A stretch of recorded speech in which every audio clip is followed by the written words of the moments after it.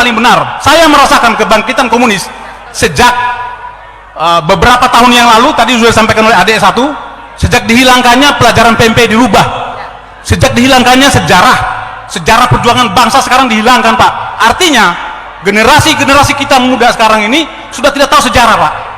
Mereka sudah tahu PKI itu bahasa bodoh, nggak berbahaya. Bagi saya sangat membahayakan. Ancaman PKI, saya bercerita sedikit, Pak.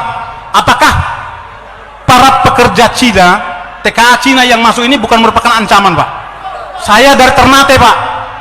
Saya di dinas terakhir sebagai komandan kompi di Satuan 732 Raider di Ternate. Setiap saya pulang jam 2 malam penerbangan, di bandara itu hampir penuh dengan orang-orang Cina. Tidak bisa berbahasa Indonesia. Bayangkan, Pak. Saya contohkan satu. Sebentar, Pak. Ini menyangkut kedaulatan negara, Pak. Ya, disingkat, Pak. Ya. Sudah 1:30 ini. Betul. Sedikit saya minta waktunya, Pak. Ini menyangkut kedaulatan bangsa dan negara. Jadi, saya ada kasus ketika saya melaksanakan satgas di Pulau Taliabu. Di situ ada kelompok Cina yang banyak sekali. Ketika saya bertanya kepada kepala desa dan saya panggil 5 orang, saya panggil, tidak bisa berbahasa Indonesia, tidak bisa berbahasa Cina, berbahasa Inggris, dan tidak punya paspor, tidak punya visa. Dan saya tangkap.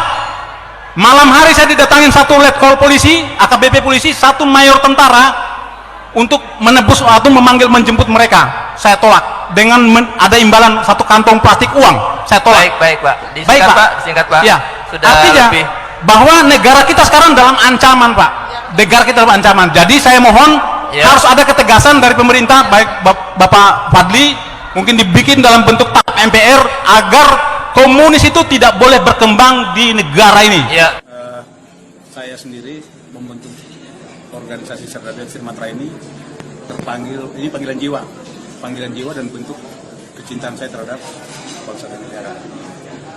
Dimana kita melihat sekarang semangat juang patriotisme yang dimiliki oleh warga negara Indonesia saat ini sudah sangat pudar. Bahkan saya bilang hilang, termakan waktu.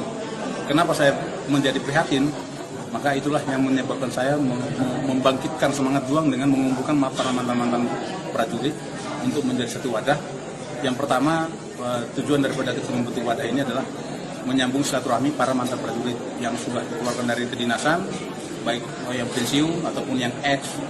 Itu saya satukan hanya untuk menyatukan satu pemahaman yang sama.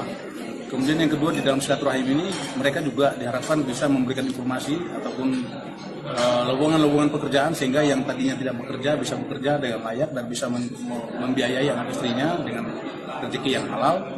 Nah, kemudian yang ketiga, kalau mereka sudah terisi perutnya dan seperti yang tadi sudah disampaikan juga, tentunya kita mudah untuk membangkitkan semangat juang mereka untuk membela kebenaran dan keadilan. Karena kita ketahui bahwa negara kita saat ini sedang sakit. Ya, kita prihatin semua.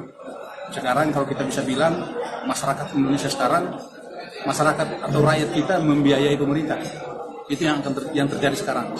Bukan tanggung jawab pemerintah yang membiayai rakyatnya. Nah, ini menjadi satu keprihatinan. Ada apa? Sistem yang salah.